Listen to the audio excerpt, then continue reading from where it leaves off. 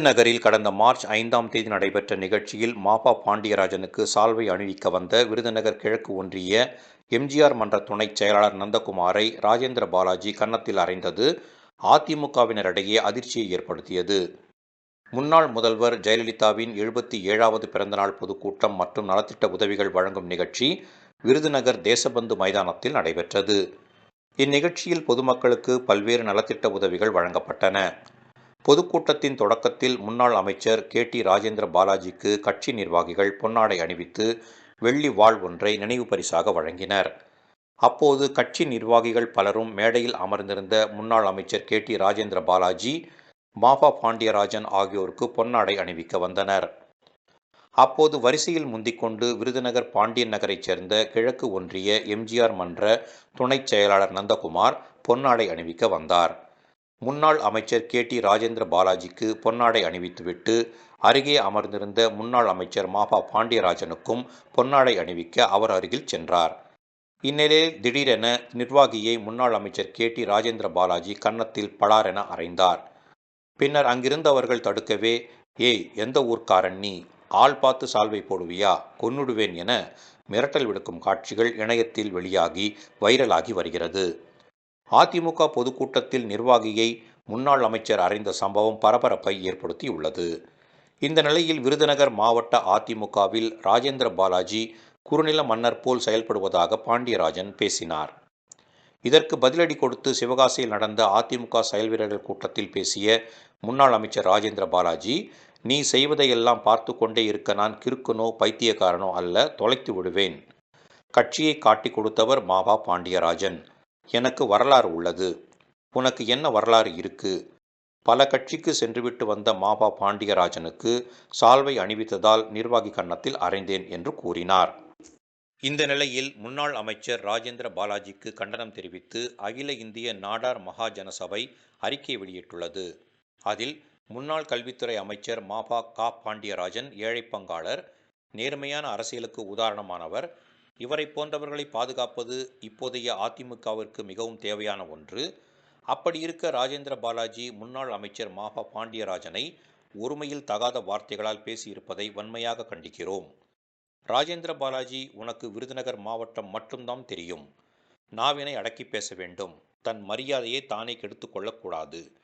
மாபா பாண்டியராஜனுக்கு உலகம் முழுவதும் வேர்கள் இருக்கின்றது. பல்லாயிரக்கணக்கான குடும்பங்களை தன் உழைப்பால் வாழ வைத்தவர். இன்றும் பல குடும்பங்களை வாழ வைத்து கொண்டிருக்கிறார். 15 லட்சம் இளைஞர்களுக்கு வேலை வாங்கி கொடுத்தவர். உனக்கு என்ன வரலாறு இருக்கிறது? ஆகவே நாவை அடக்கி பேசு ராஜேந்திர பாலாஜி. மாபா பாண்டியராஜன் படித்தவர், பண்பானவர். அவருக்கு அடாவடியாக பேசத் தெரியாது. உன்னை போன்றவர்களுக்கு எவ்வாறு பதிலளிக்க வேண்டும் என்று எங்களுக்கு நன்றாகவே தெரியும். நீ மேடையில் உன் கட்சிக்காரனை அடிப்பாய். நாங்கள் தேவைப்பட்டால் உன்னை வீடு ஏறி வந்து அடிக்க வேண்டியிருக்கும். திருந்து அல்லது திருத்தப்படுவாய் என்று தெரிவிக்கப்பட்டுள்ளது.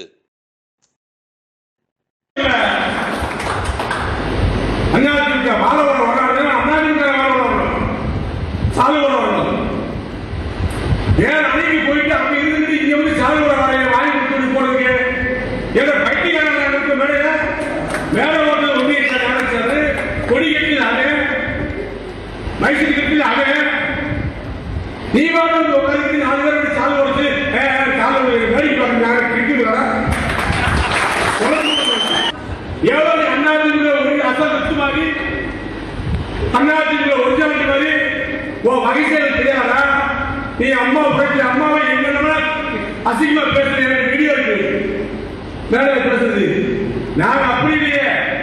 புரட்சித்தல் எம்ஜிஆருக்கு அஞ்சாவது கோட்டை வாசல போய் காலில் வந்து அன்னைக்கு காலில் வந்து கூட இருந்தவங்க 2 பேர் முன்னோடி இருக்காங்க. கோயிலுக்குள்ள பத்ராஜ் ராமச்சந்திரன் நான் தான் வந்து எல்லாரும் போன 40 பேர் நிற்கிறாங்க.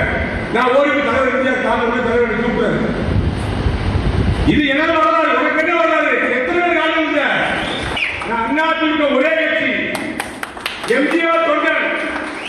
புரட்சித்தல் எம்ஜிஆர் வெம்பப்பாடி கேம்ப் திறக்கும் போது கொடியை கட்டி ராமேஸ்வரம் கடமையில கவனிச்சு விழுந்தவரானு. அன்னைக்கு செத்துருந்தா 30 நாள் இருக்கும். அண்ணாதிமுக ரத்தம் என் உடம்புல ஓடுது, உனக்கு இத்தரத்தை ஓடுது.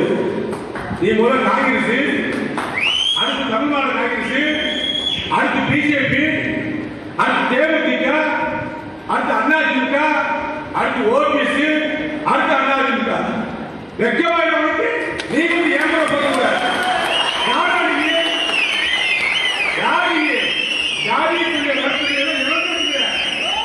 என்னோட கோபம் எனக்காக உயிர் கொடுத்து நின்றவன் போராடுவன் என்னை எழுத்தாப்புற அவன் மதிக்கக்கூடிய பண்பு எனக்கு இருக்கு. அமைச்சராக ஆக்கப்பட்டவன் புரட்சித்தவர் எடப்பாடியால் இன்றைக்கு மாநில அமைப்பு சாரா உருவாக்கக்கூடிய அமைச்சராக தொடர்ந்தவன். இன்றைக்கு எடப்பாடியுடைய தரையில் இருக்கக்கூடிய வீரவாதங்கள் தென் மாவட்ட வீரவாதங்கள் ஒன்றாக நான் இருப்பேன். கட்சி வெற்றி வந்தாலும் தோல்வி இருந்தாலும் இயக்கத்தில் இருக்கக்கூடியவன் நான். சில பேர் வியாபாரம் கொடுத்துருக்க விருதுல